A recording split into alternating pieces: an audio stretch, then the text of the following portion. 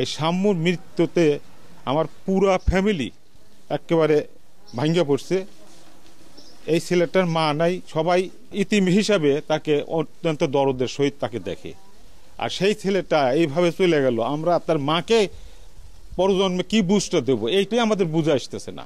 আমরা এই ভাতিজাকে খুন করছে, তাদেরকে খুঁজে বাইর করে উপযুক্ত বিচার আমি এই প্রধান উপদেষ্টা ডক্টর ইউনূসের কাছে চাই এবং জাহাঙ্গীর সাহেবকে উপদেষ্টার কাছে আমি আকুল আবেদন যে সেজন্য পরিচিত খুনিদেরকে খুঁজে বাইর করতে পারে। আমাদের পরিবার সবাই এই খবর পায়, কারোর কথাবার্তা বলার কোনো ভাষা নাই এবং সে কথা বলে সবাই মর্মাহত এবং সবাই দুঃখিত এবং কারোর কোনো ভাষা তৈরি নাই।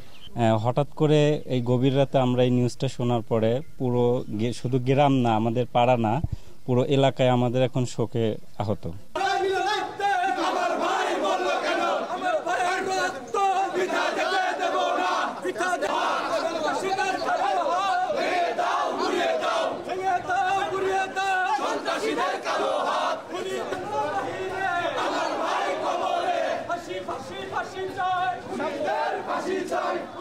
আমার কবরে উনি কেন বাহিরে, উনি কেন বাহিরে।